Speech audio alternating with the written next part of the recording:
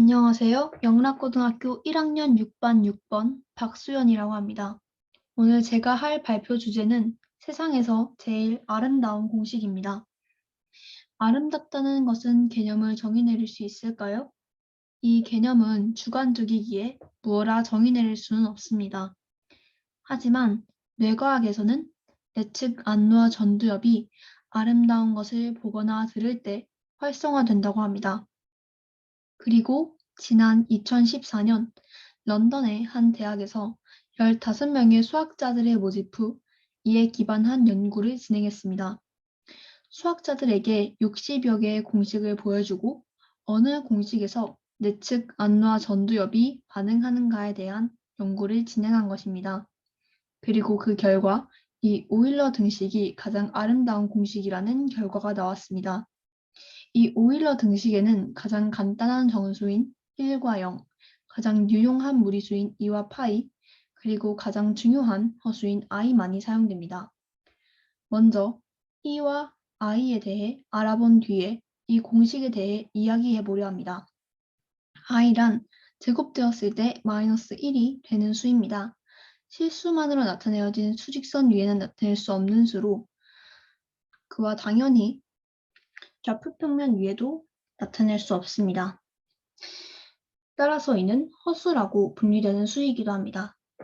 그래서 이를 나타내기 위해 수학자 데카르트는 복소평면이라는 좌표평면을 만들어냈습니다. 이 좌표평면의 x축은 실수로 이루어져 있지만 y축은 허수들로 이루어져 있습니다. 복소평면 위의 하나의 점은 허수와 실수의 결합인 하나의 복소수에 대응하게 됩니다. 이를 설명하기 위해서는 로그의 개념을 먼저 알 필요성이 있습니다.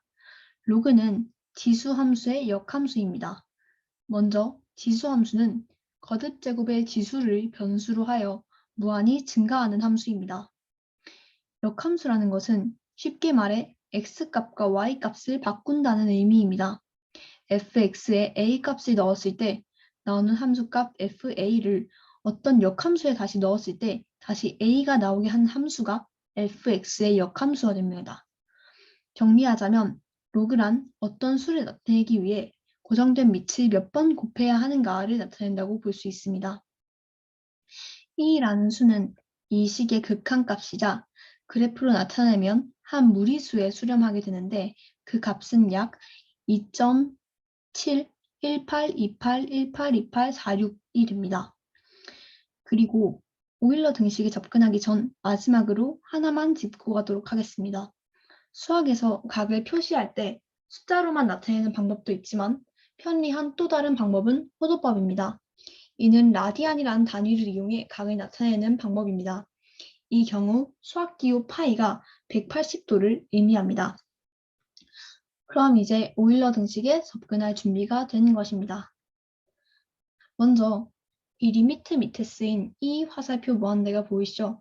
이는 리미트 옆에 있는 이 1 플러스 n분의 1의 n제곱이라는 식의 n값이 무한히 무한대라는 수에 가까워짐, 즉 무한히 커진다는 것을 의미합니다. 그러면 식을 단순히 하기 위해 이 무한히 커지는 수 n을 라지 n이라고 놓아봅시다. 그러면 식은 이러한 형태가 됩니다. 그러면 여기서 이 무리수 1을 제곱해 봅시다.